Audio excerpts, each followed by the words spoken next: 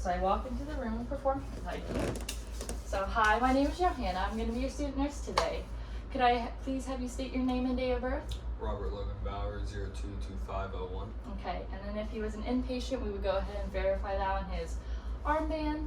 So today we're going to be conducting just an overall head-to-toe assessment, and to begin, I'm going to go ahead and assess your level of consciousness using the Glasgow scale. And basically, there's 3 categories. It's eye response, and I mean, you're here, you're awake, your eyes, you're not having like trouble keeping them open, or you're not falling asleep while we're talking. So that's good. I'd give you a 4 on that, which is the highest score you can get. Verbal response, so I'm going to ask you to go ahead and state your name again. Robert Logan Bauer. What month is it? November. Where are we? My room. And then do you know why we're here? For an assessment. Okay, so your verbal response, obviously very good, very quick. I'd give you a 5 for that, so that is the highest score you can get on that. And then for motor response, could I just have you shrug your shoulders? And then clench your teeth, close your eyes. All right, awesome. So motor response clearly there. You're able to follow all my instructions, so I'd give you a 6 for a total glaucoma scale of 15, which is normal and what we'd like to see. Okay, so first off, what chief complaint, like what brings you here today? I have a headache.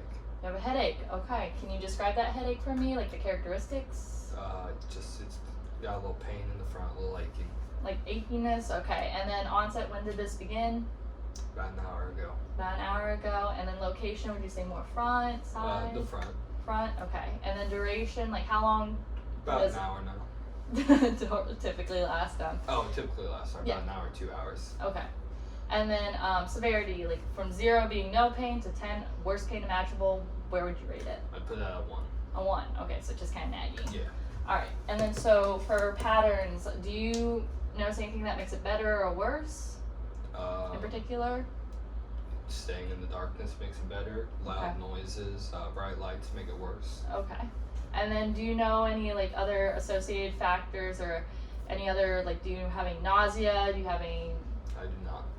All right, so no nausea, no like difficulty remembering stuff or keeping focus or anything like that? Nope. Okay, that's good to hear. Now, do you have any allergies? I do not. Okay, and then we would also check that with his wristband or the MAR depending.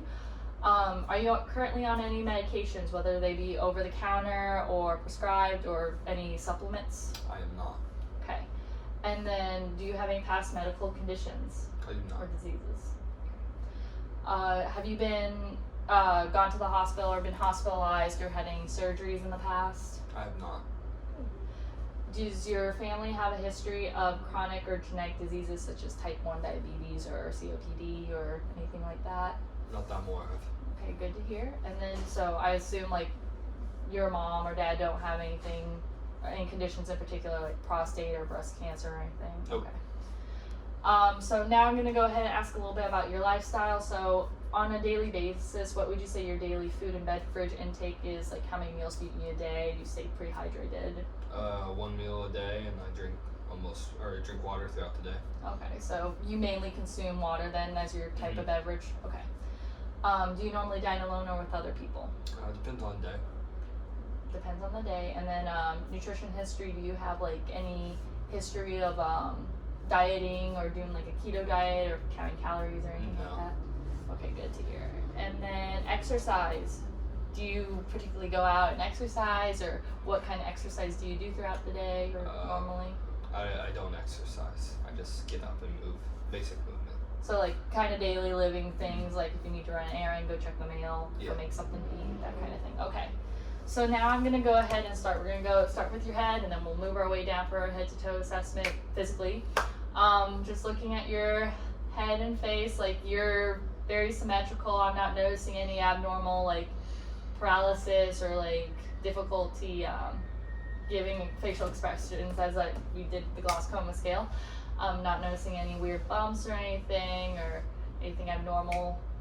You look good to me. And then I'm gonna go ahead and let me use my pen light, and we're gonna check for pupils and stuff like that. So we use an acronym called PERLA. So I'm gonna ask you to look straight at me, and I'm just gonna assess. Okay, and then other eye. Okay. So, and then we're gonna go, I'm gonna ask you to look at the tip of my pen. I'm gonna move in a star shape. So, up, down, good. Don't move your head. Down, and look in the middle. It's gonna come in, follow it. Good. So we both saw your pupils were equal, and they were also very round when I looked at the light. They also were responsive to light, which is like what we like to see normally. And then accommodation was when you followed the pen light in, which was very good. So I'm gonna ask you to go ahead and open your mouth down. We're gonna look inside your mouth to see a pink color. There's no redness, no white patches or anything like that abnormal, so that's what we'd like to see. I'm gonna go ahead and have you kind of lean back in your chair, and then I'm gonna have you look over to your right slightly. All right, I'm just looking for any JDV, which is jugular vein distension. It's just if your veins popping out, we'd be a little bit concerned about that. So I don't notice anything on this side. Could you go ahead and turn to the other side? Perfect. I don't notice anything here. It's very flat, so that's what we'd like to see. So next I'm gonna have you go ahead and put your hands out like this. So the first thing I'm gonna assess for is skin trigger. I'm gonna pinch the top of your skin, and we're gonna see if it snaps back. Good. If it didn't, then you'd have tenting, and we'd be, that could be a sign of multiple things. I'm also gonna go ahead and check your nails. Your nails look good. There's no discoloration or any like indication that there's like a fungus growing or like you're not getting the right nutrients or anything. And then cap refills. So we're just gonna press down till your fingers blanch, the white, and let go. They turn back to normal color less than 2 seconds, which is like what we normally get to see. So that you're good on that end. And then last, I'm gonna have you do finger grips. So go ahead and just grab my fingers, press as strong as you can. Good. So you had a nice strong grip. I didn't notice any weakness on one side compared to the other. That's a good sign. And then last, I'm gonna check your skin temperature. So I'm using the back of my hand. So just like forehead.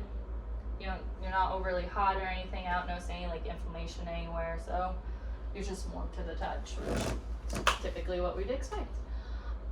So the next thing I'm going to do is I'm going to go ahead and go over respiratory next. And just while we've been talking, I've kind of been watching your chest, and I don't see any, when you're breathing, I don't see any asymmetry. I don't notice any bumps or anything abnormal that would be alarming or concerning. When you breathe, it's very equal, deep breaths. You don't have any shortness of breath or struggling to catch your breath. Symmetry, bilaterally, both sides. One doesn't sink lower than the other or anything like that. So that's good. And then I'm going to go ahead and assess the breathing sounds on the front, and then I'll ask you to turn around, and we'll go ahead and do the back too. So, all right. So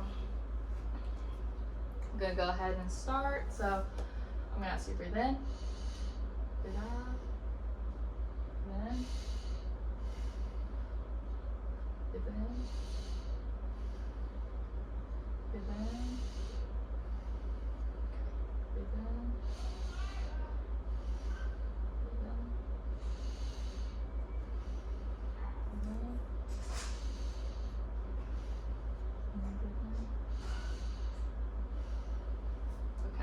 So your front sounded very good. It's very clear. I didn't hear any gurgling or any muffled sound or wheezing that would indicate a struggle of breathing or if you had any fluid inside your lungs. But I'm going to go ahead and listen to the back too, just to make sure you don't mind turning around.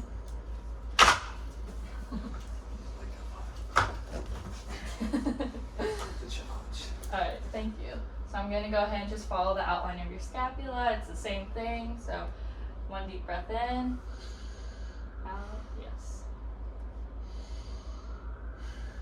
Okay.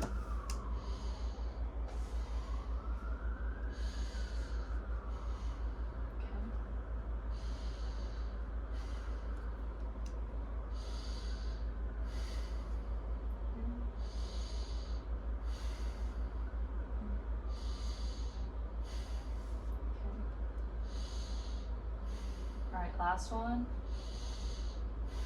All right, perfect. So I didn't hear the same thing, didn't hear any wheezing or any mumbling or gurgling or anything like that. If you ever get short of breath while doing that, just let me know. So both front, back sounded clear, good, deep breaths, no struggling, wheezing or anything like that.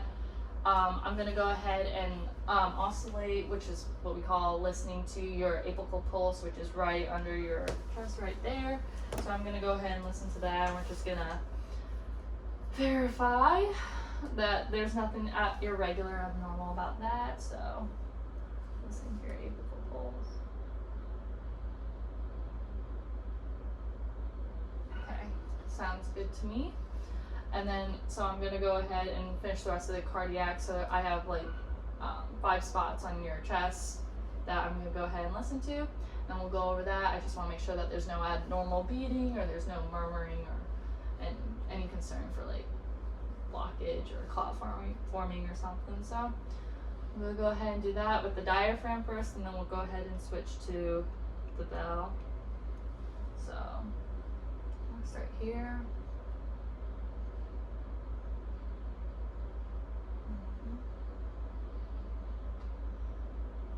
Hertz point.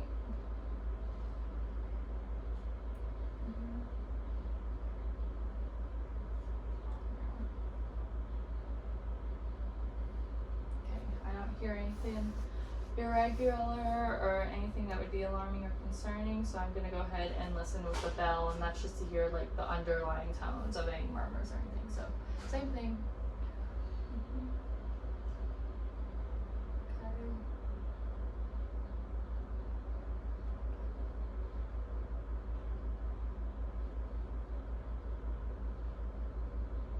And this one. Okay, good. I didn't hear anything, any murmurs when I listened to the bell and the diaphragm. You had a good, consistent pulse or heartbeat. Didn't hear any inconsistency or anything that would be alarming or concerning. So the next thing we're gonna do is I'm gonna assess your abdomen. So if I could have you go ahead and just lay down right here at the end of the bed. Okay. So upon inspection, I would, let me make sure the camera's good. Yeah, okay. So upon inspection, I would like make sure to look first and make sure that there's no like abnormal bumps or if you had any scars like surgery or something like that.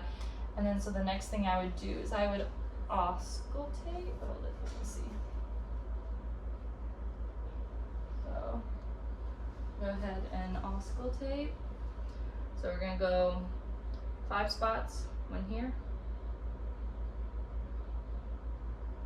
Just hear it until I hear vowel sounds.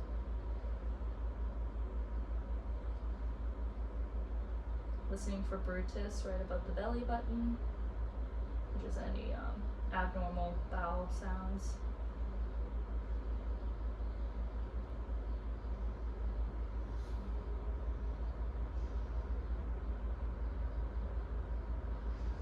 Okay, and then I'm gonna go ahead and palpate. So just let me know if there's any tenderness or discomfort or anything like that. So go in the 4 quadrants.